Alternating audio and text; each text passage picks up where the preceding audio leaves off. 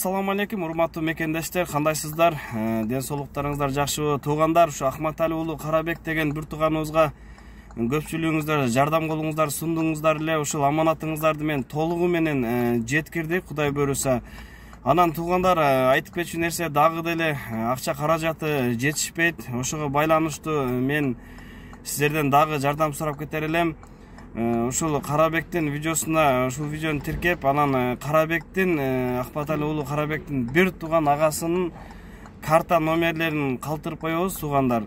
Ошол жардам берүүчүлөр болсо, кайдыгер карабаган бир туугандар ошол картага которо берсеңиздер болот. Аллах ыраазы болсун баарыңыздарга, кылган эксендарыңыздар Аллах Таала кабыл кылган болсун. Биздин каналга подписка кылып, лайк басып, сөзсүз түрдө өзүңүздөрдүн оюңуздарды калтырып кетишиңиздерди абдан суранат элек.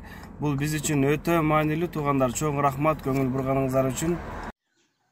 Ассаламу алейкум. Санкт-Петербург шаарында иштеп аткан менин мекендештерим. Сиздер берген аманатыңыздарды Аракул уулу Талайбек Кылаташым аркылуу алдым.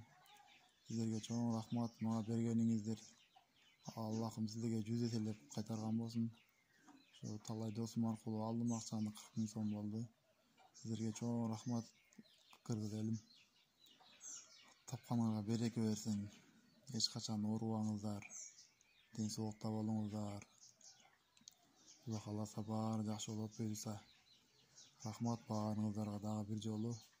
Талай досум, сага да рахмат досум. Сен да ишиңе ийгилик досум, бала чагаң менен досум, аяш менен бактылуу бол досум. Алла кааласа бүгүндө да өтүп кетет досум. Рахмат досум баарыңыздарга.